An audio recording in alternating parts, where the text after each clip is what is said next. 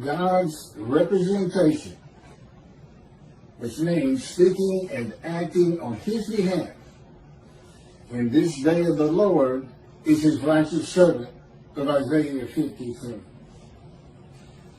God's visible representation in the day of the Lord of Malachi 3 is God's righteous servant, who is the prophet like Moses, to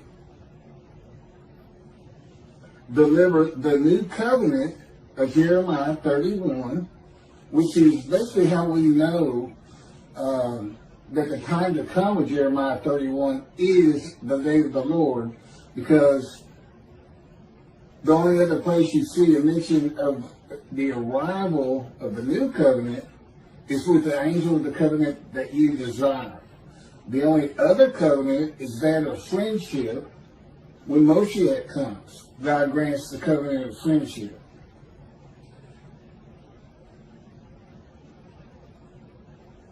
The prophet like Moses to deliver the new covenant to the Jewish people as Moses delivered the first. It's important to point out that it's not new. God says, not like the covenant I made with the fathers out of Egypt. That's true. It's an amendment. It's there's an addition to it and a confirmation of the first covenant. Nothing ever happened to the first covenant. It's not terminated by the new covenant by any stretch, but there's an amendment, and you find it in Malachi. Chapter 3, verse 22, be mindful of the laws I gave Moses at Oreb, of my rules, commandments, and it's being mindful, because it was strict compliance at Oreb, Sinai, and it had to be 100% of the people. Well, God makes it clear. He realizes that's no longer the case.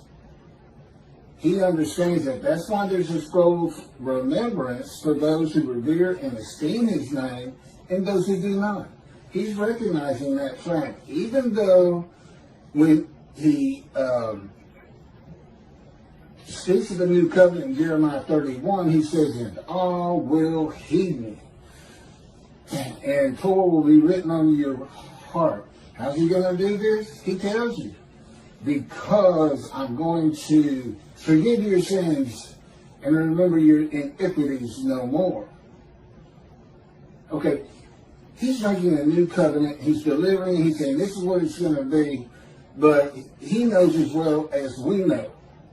Just because you forgive somebody a sin isn't going to necessarily get them back to synagogue, studying Torah day and night, and becoming one who doesn't have to ask other people's questions. But it will for a great majority of people. And he knew that. And he makes it clear in Malachi 3, which is the last page of the last of the prophets. He stopped talking to his prophets. The Hebrew Bible closes up. So that's what that all means. As far as everybody has to, it becomes be mindful. Now each sect, I guess it is, of Judaism, Orthodox, conservative, Reform or Reconstructionist, they're all going to have to decide what that means for them. As you can imagine, everybody's going to come up with something different. What being mindful is, but as Elijah, and I am the righteous servant, and I'll get to this, I actually handled the task of Elijah, David, and the prophet like Moses. I've already pretty much handled the prophet like Moses. I've written 2 books. As Moses wrote the Torah, God told me what to write down, commanded and directed. It's not straight dictation. I get real involved in it. He makes me feel like a writer. But every word is his. It's divinely received. So it's scripture. It's not canonized, but it is new, and it straightens out a lot of things that Judaism has done wrong. They just flat got it wrong, and he knew they would. There's a lot of cranky writing in there. 53 is a great example. The reason I'm cursed with disease, that I'll offer myself for guilt and receive long life. The person with disease has got one purpose. He knew the Gentiles were going to come up with an unblemished Lamb of God under Leviticus for sin forgiveness. It's a story, but he knew they'd turn to it and they would ignore those words. They would ignore. They interpreted it to be he was brought to sickness, was brought into grief. But the problem with that is, in verse 12, he's exposed to death. So whatever the sickness is, it exposes him to death and takes him to grief. In my case, that was cancer. So they can tiptoe around it all they want. But I had to go through the cancer just because of that, because Ezekiel is your go-by for 53. A spirit seized me, and I went into bitterness and fury in my spirit, he says, in the hand of God. Now, I'm going to get to that. That's not getting you that's going to God's boot camp. And he doesn't have it doesn't bother him one bit to wound you, to hurt you mightily, to basically maltreat you. I call it torment. Sometimes it can be so bad, but it has changed me.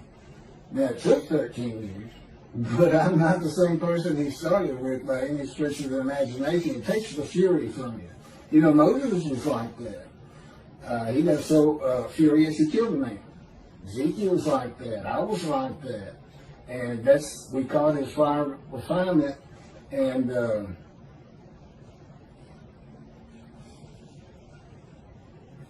I'll have a lot more on that as I go.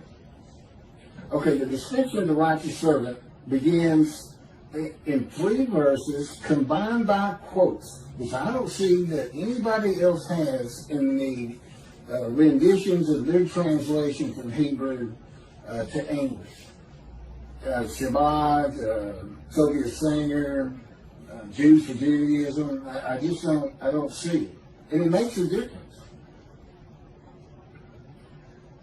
3 verses combined by quotes at the end of chapter 52, which of course leads into 53, where God is the speaker.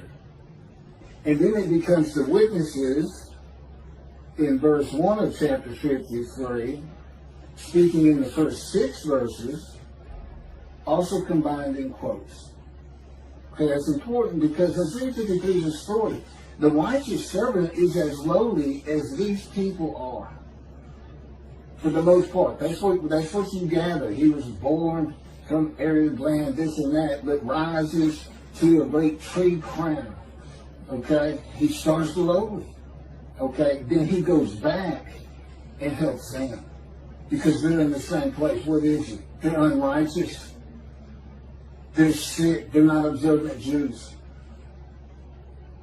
They feel badly before God. They don't live their lives correctly. They've got all kinds of problems in the family. They've got problems at work. All kinds of things simply because they don't obey God's laws that he says you really need to get through this harsh world. You know, he says it's nothing to me whether you abide by them or not. It's for you. You know, if you don't want to be observant, I'm not going to pay any attention to you. That's just the way he is. Okay, here's the witnesses. This is the witness and they are the many made righteous. Remember, this man, he goes through all these things. They're going to tell you, he was wounded. He was, well, let me read it. Let me read what they have. But he ends up making the many righteous, and that would include all these people who are sick from unrighteousness. And then a multitude of people. It starts out slow, which I can attest to. Okay, the witnesses who are Jews identify themselves as ones of the many made righteous by God's righteous servant, saying, it was our sickness that he was bearing, our suffering he endured. That's verse 4. He was wounded because of our sins, crushed because of our iniquities. Verse 5. He bore the chastisement that made us whole, and by his bruises we were healed. Verse 5. And the Lord visited upon him the guilt of us all. Verse 6. And see, offering for guilt. Verse 10. That's what the offering for guilt's all about.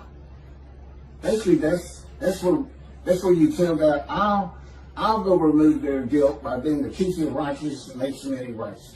I'll make them righteous, their guilt is gone. And then what about all these words? Wounded, chastised, sickness he took, this and that. That's God's boot camp. That's where he sleep deprivation, maltreatment. I mean, the stories are endless over 13 years because he's relentless. And he does not sleep, which means I don't sleep much. And, most of the time I can't understand why he's still doing it. I feel like I'm prepared and I'm ready.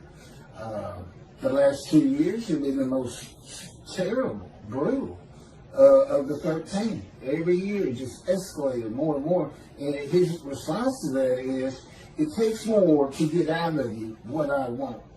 These emotions, all these different emotions. He says, the more I draw them out, the more I maltreat you, the more I make you angry, the more you change, whether you can see it or not. In the short term, I couldn't see anything changing in the first 3 or 4 years. But it started to.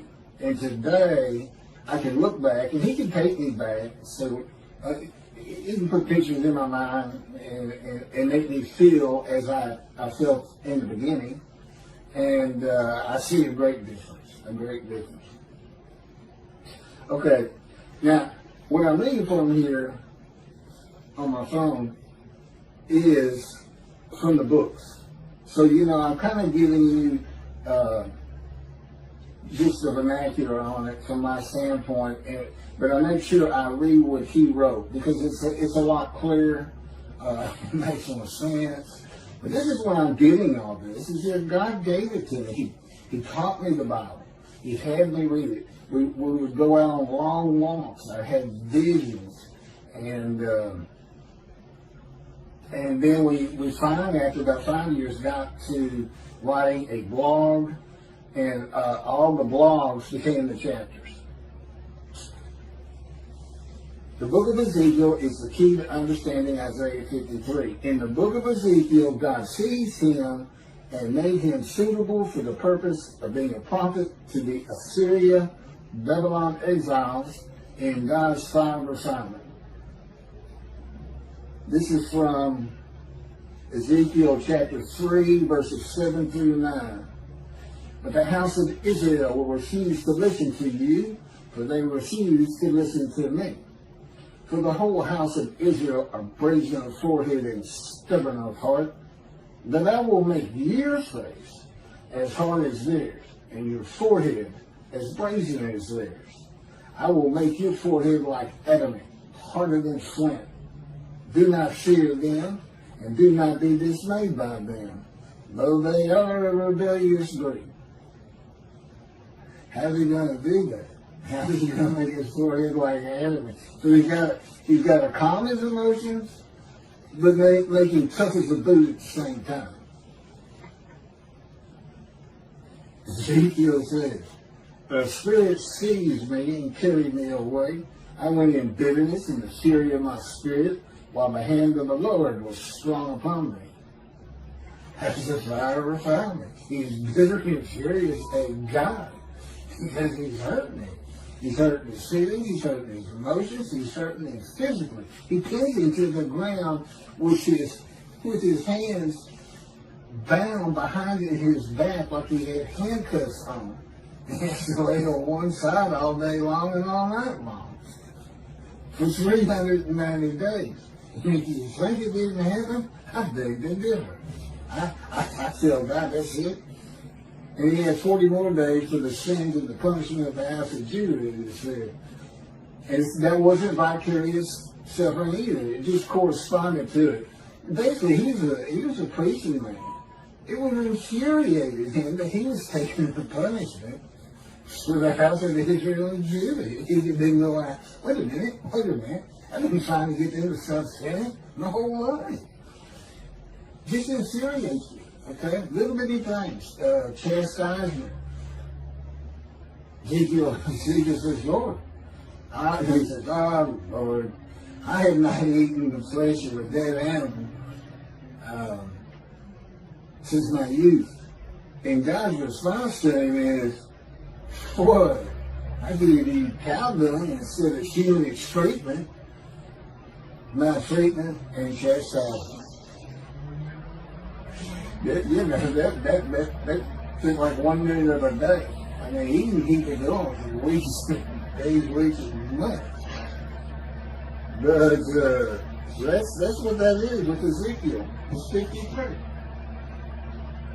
Ezekiel showed he will bear the punishment for sin of the houses of Israel and Judah, and he is punished, chastised, maltreated, bruised, and crushed, to make him suitable to be a prophet to the exiles and speak the words of God he is given during the ordeal and the anguish of it.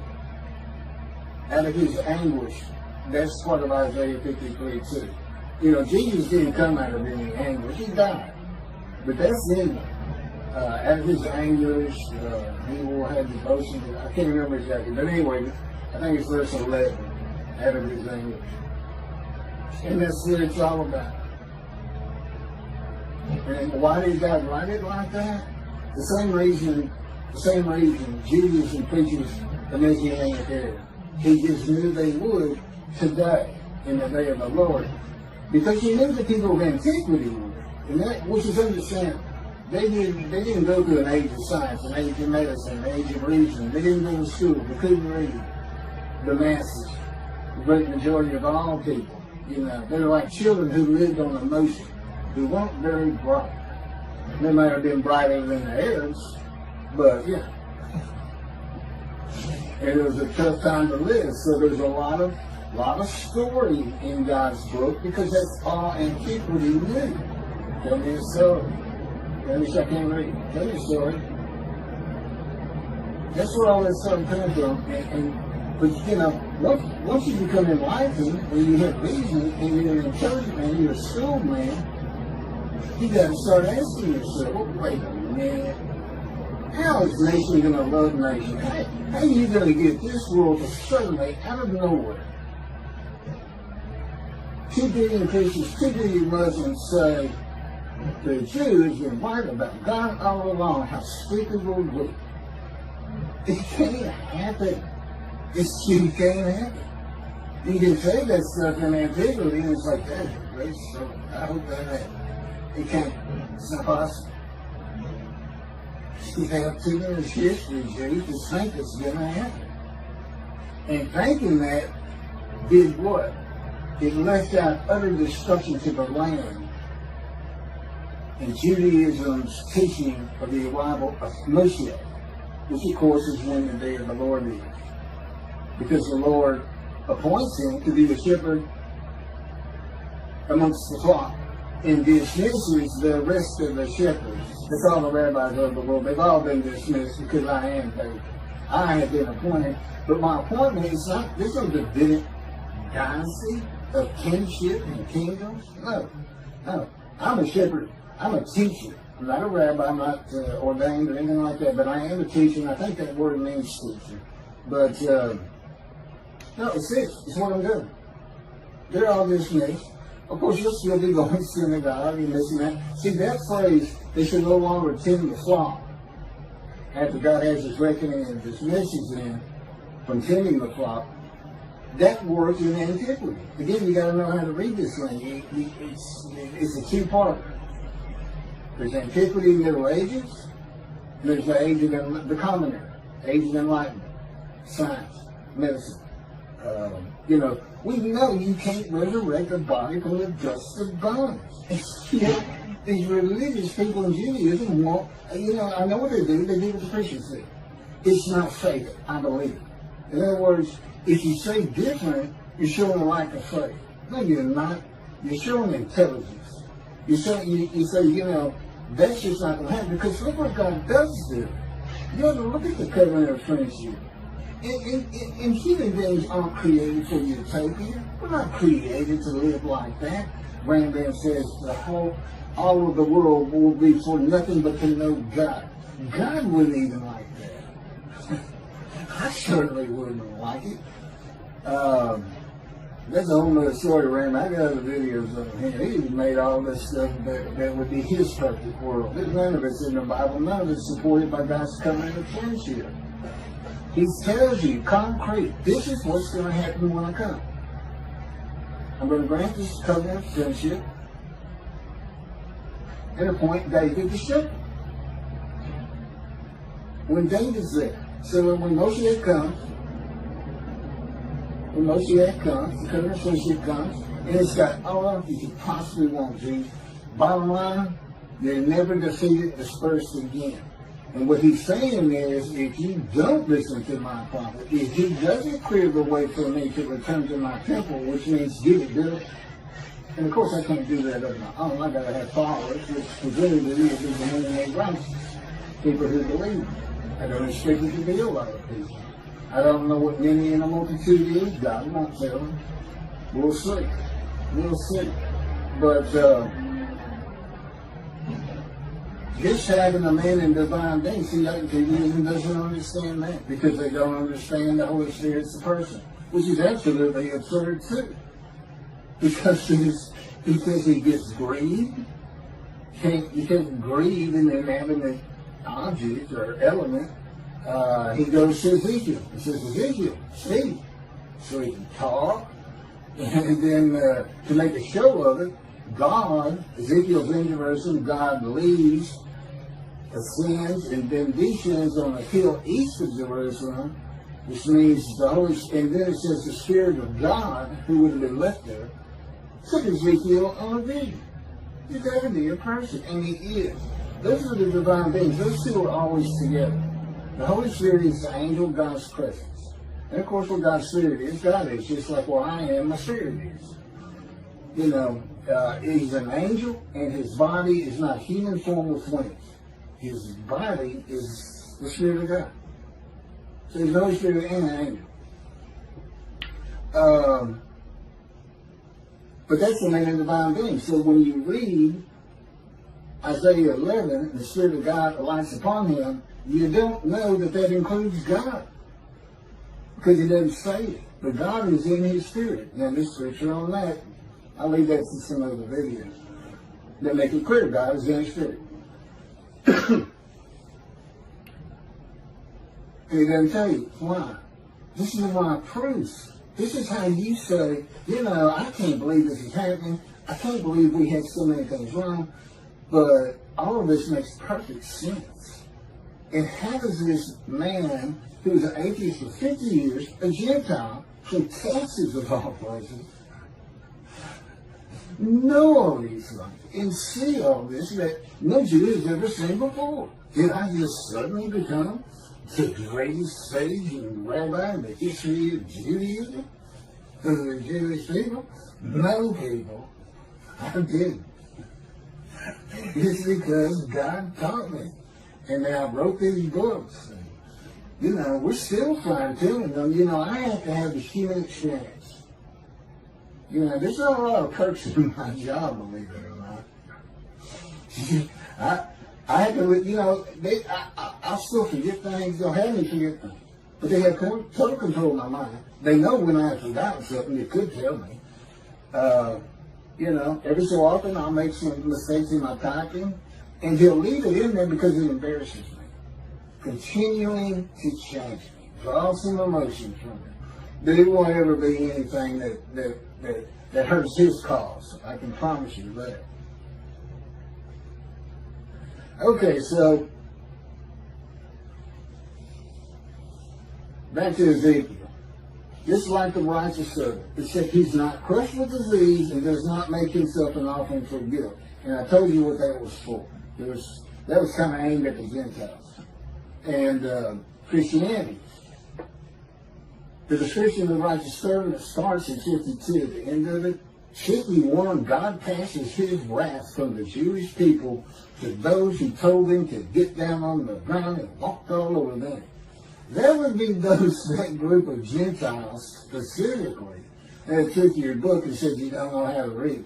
It's prophetic of Jesus. But Gentiles in general, because the world has done that one way or another, but I think it's specific. So his wrath is on Christianity right now, and I am the biggest arrow in the quiver. Because Isaiah 53 is a Gentile.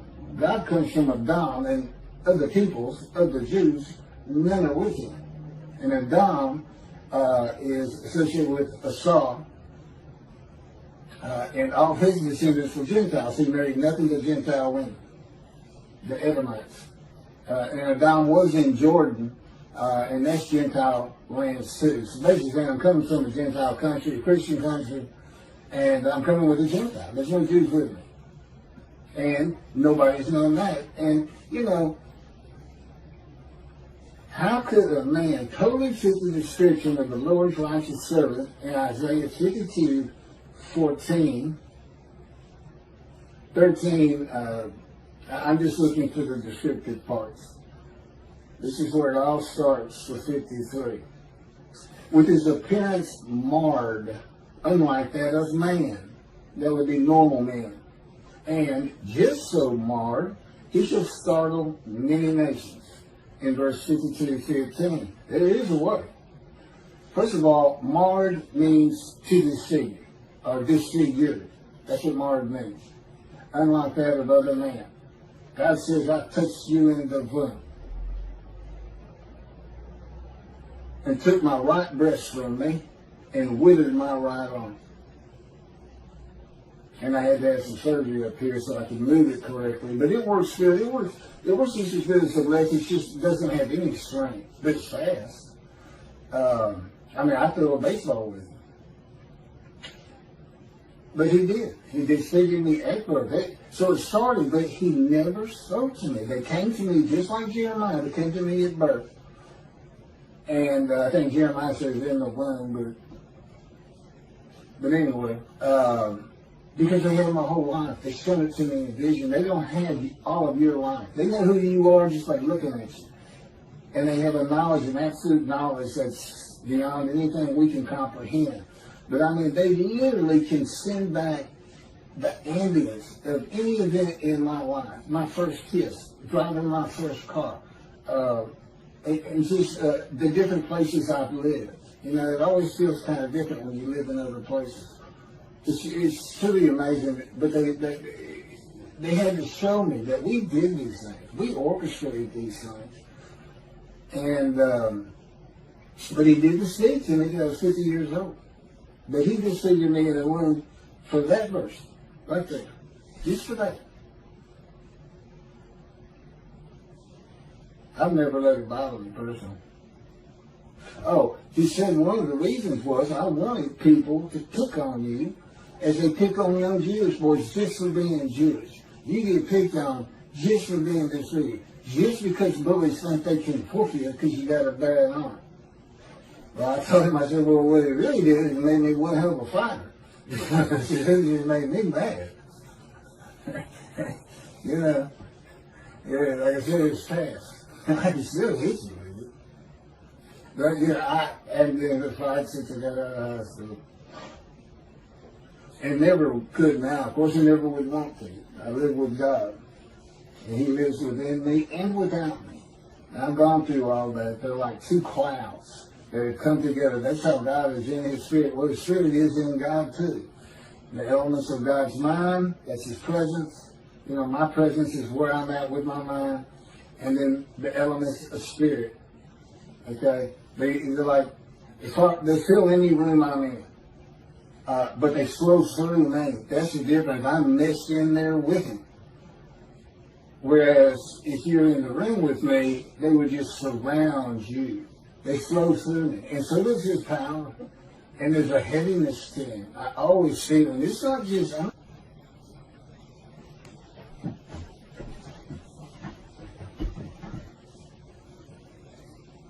don't know who thought about that happened now.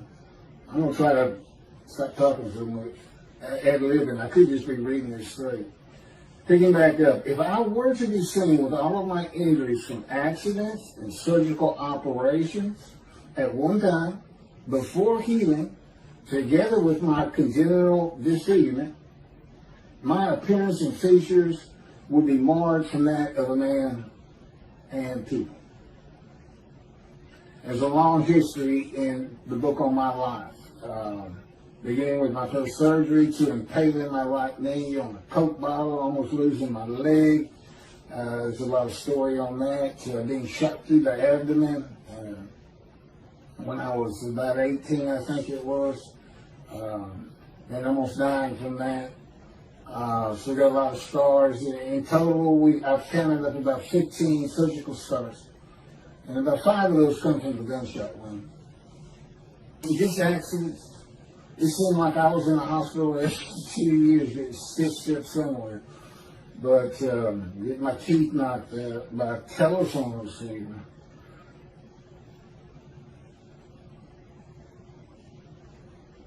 And so here's what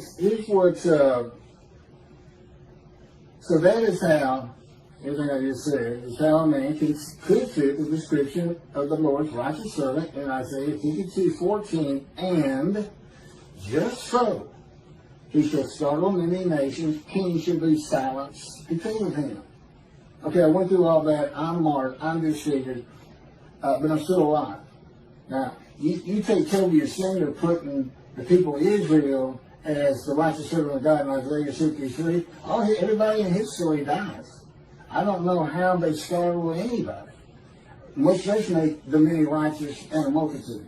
I don't know, and I get on these two, and Jews and Judaism worse. The whole thing is based on something that's never going to happen.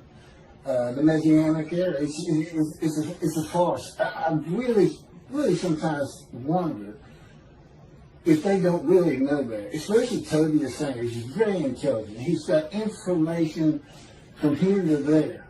But his reasoning capabilities on Isaiah 53:10, because that's all I've really got, is scary. It's so bad.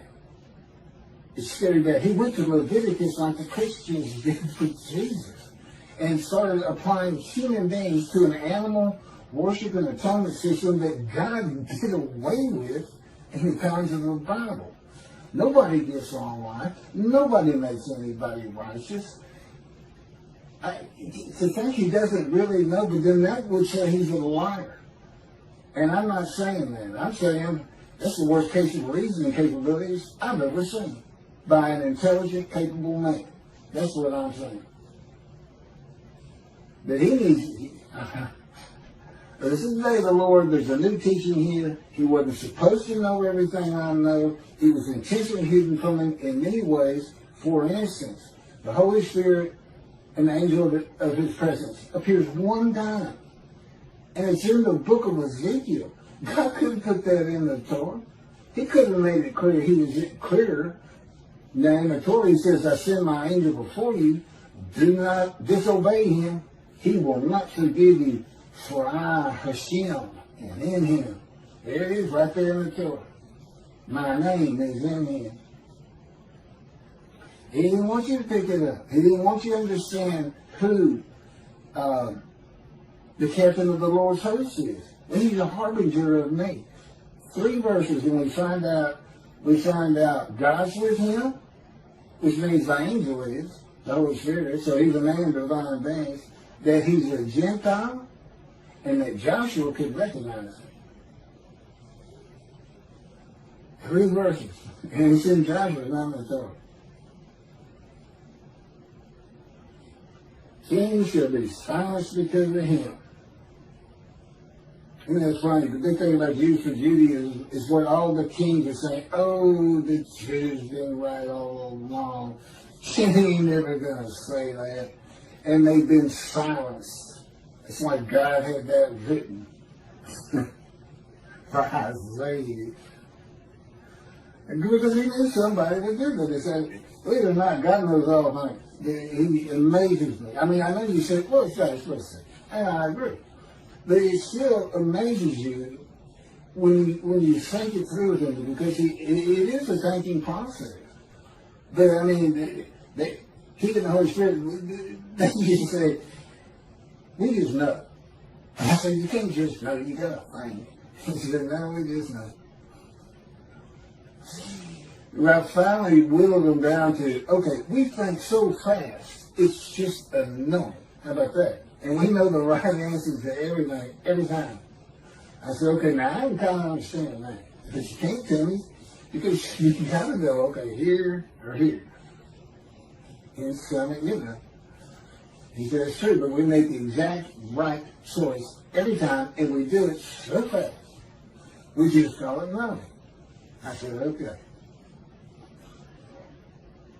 There are still 3 men to come of the Hebrew Bible who are Moshiach, Elijah, and a prophet like Moses.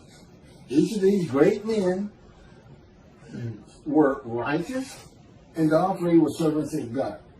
One more man to come is God's righteous servant of Isaiah 53.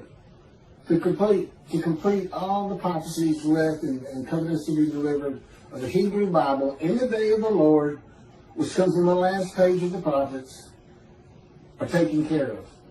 The only thing we don't have is these 4 men. Well, you have them now.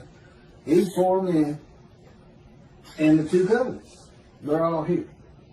Having trouble getting them delivered and the message delivered, but time will take care of that.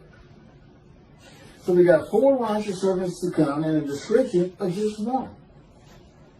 And that means he has to be all 4. If you're going to give a description of one, why don't you have a description of all 4? Well, I mean, how are you going to make a description for Elijah? You can't. I mean, because we all know Elijah from the Bible. And there's not much description in the Bible. David's one of the few that just said, you know, he's a very handsome man. And it's just not many descriptions. The sages knew.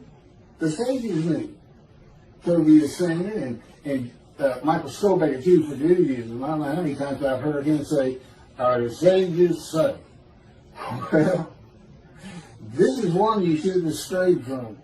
The sages knew you had to have a description of Moshiach, and it was Isaiah 53. They called Moshiach the leper scholar.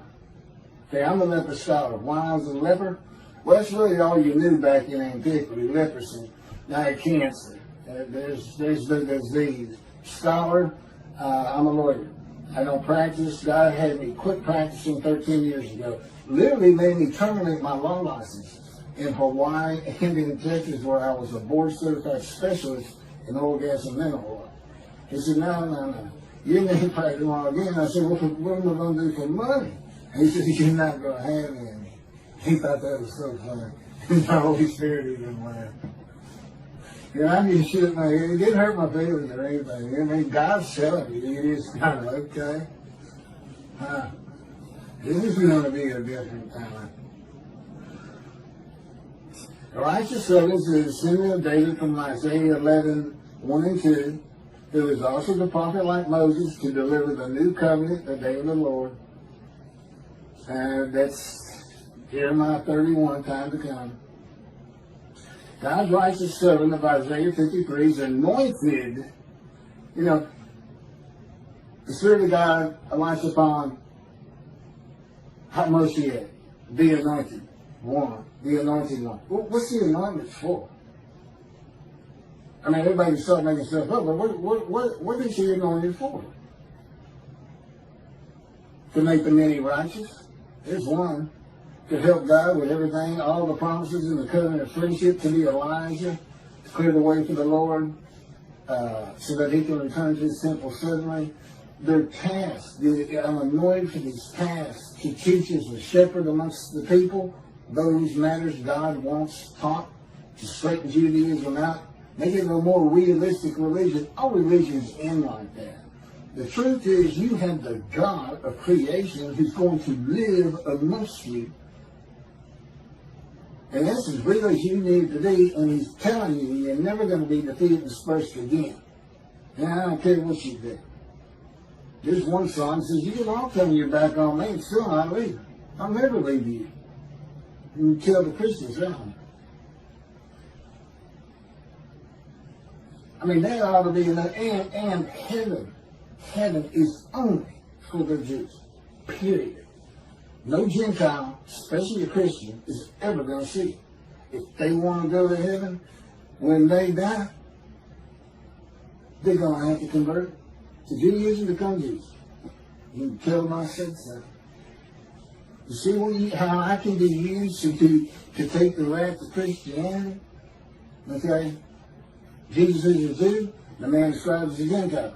He can't be from Isaiah 11, not because the line of Jeconiah, his line, the line of kings of Judah that we have in the Talmud, was banished, but because I came from the felled tree, the stump. I am the twig of the shoot that grows from the stump of Jesse. Why is it a stump? That's the banishment. It's a stump because the only ancestral tree we know is the kings. And that's the line of Jesus. They can say, well, clearly God lifted the banishment as to Jesus and we was sinning. Okay, that's fine, but he's still not from the stump. And don't tell me God could have lifted the banishment. Well, he could have also had him come from the stump. And he did. Etc. I mean, y'all, you Jews, y'all are his servant. I'm teaching you what he wants done. And one of it all starts with, you just have to try as hard as you can to believe in me based on what I'm doing. It's that simple.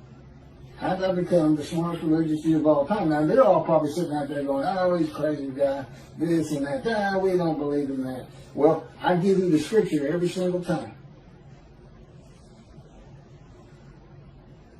God's righteous servant by Isaiah 53 is anointed to make the many righteous and clear the way for the Lord. That is God's purpose that it might prosper in Isaiah 53. And in Malachi 3, where God says his messenger Elijah is to clear the way for him to return. If he doesn't do it, when I come, I'm coming with utter destruction to the land. The 7 million Israeli Jews. That number ought to ring a bell. A bell that says, never forget. In the covenant of friendship, God grants, when Moshiach comes, he says he will place his sanctuary among the Jewish people. He knew then, when this was written, there would be no temple for him to return to in the day of the Lord. So I said, I want to place it there. I want to place it there. He's going, he said he can take me and get all this done. And which his servants should believe. Clearing the way is having it built for him to return when the door is open. Again, Spirit alighted upon me, and God is in the Spirit. If I walk through those doors, God's just in it. And I'm a visible representation.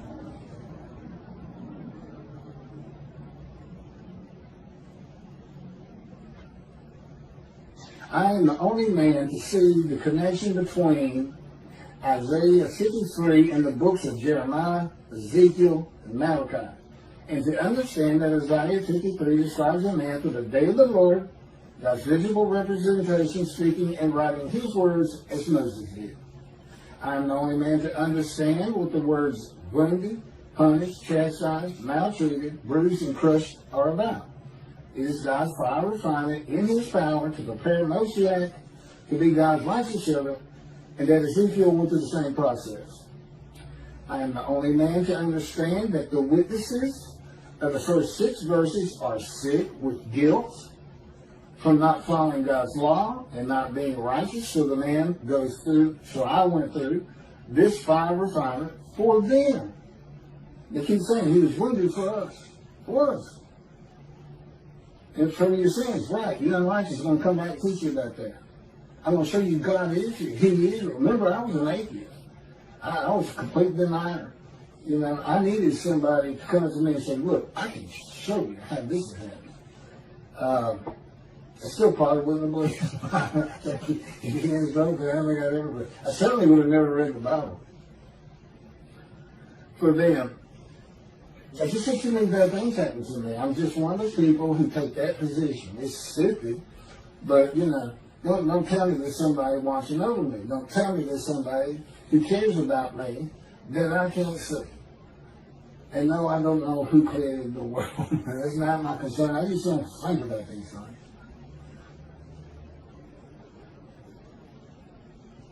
I also become the righteous servant.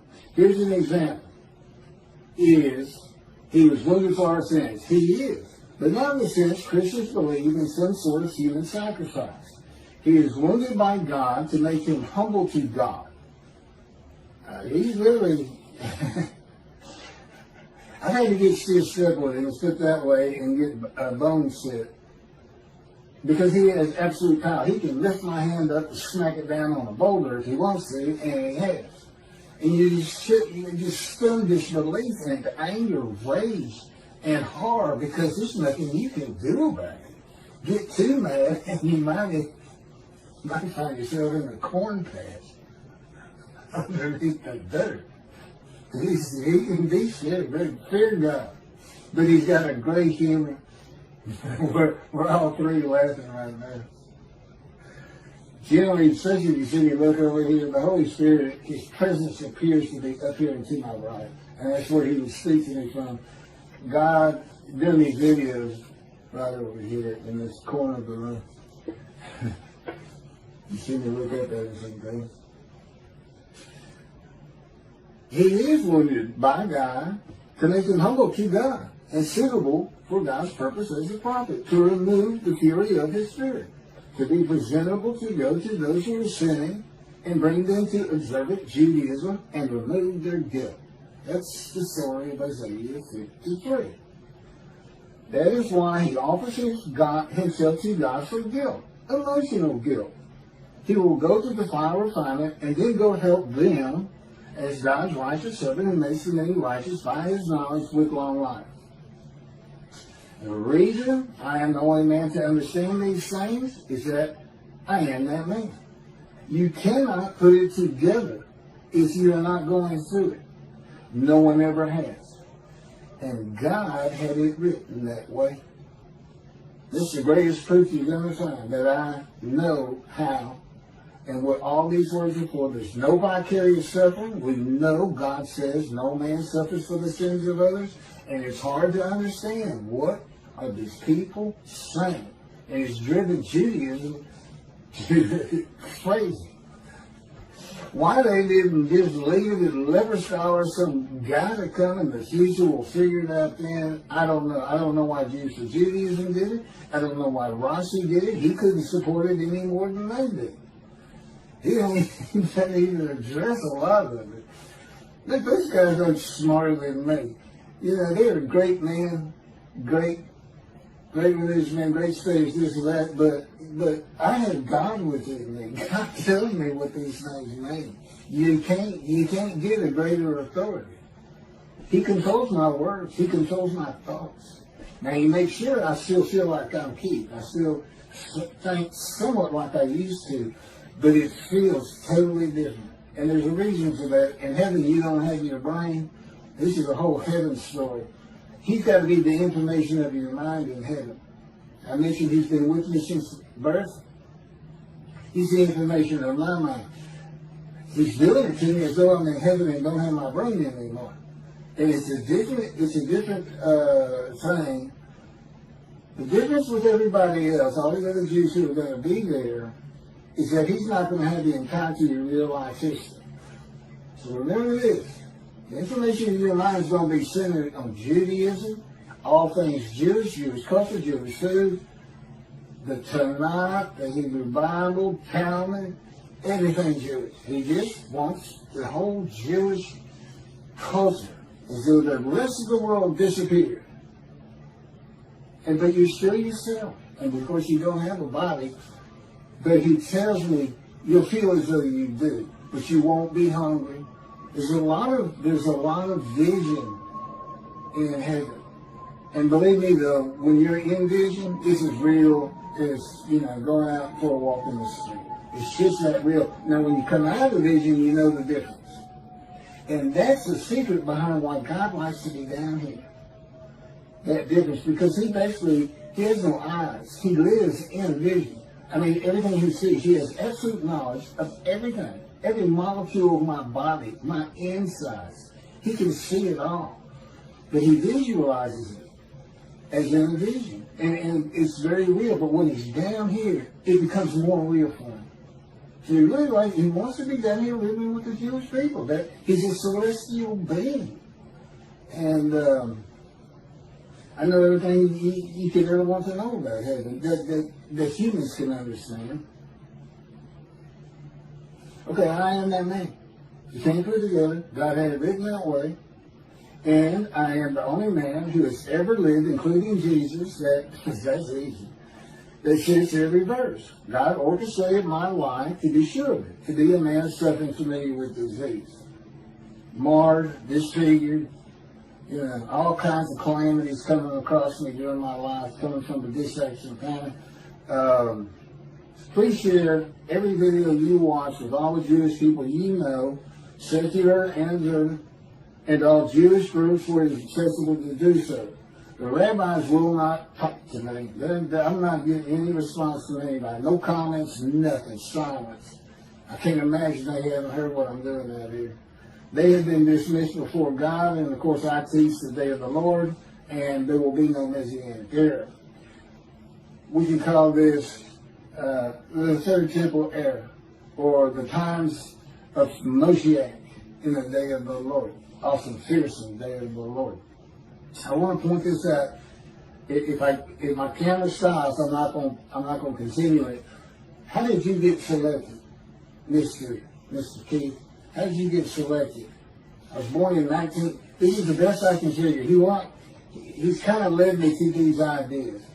But I was born in 1957. That's the year Russia sent up Sputnik, the dawning of the age of the internet, essential for the day of the Lord, and for teaching me to reach all the Jews of the world. Essential. So he starts in 1957 to look. Now he's got to have a baby in the womb who's marred, disfigured, right? Now that's the kind of conflict I get with him. On the one hand, he tells me, I touched you with the finger of God and I marred you. Then we're over here in another story. How did you select me, God? Because I'm trying to find out. I mean, I know I got to be a descendant of David through Solomon. I know that. Somewhere I'm on a genealogical tree. They call me, I'm a twig. It's not a branch. It's a twig. He said, yeah.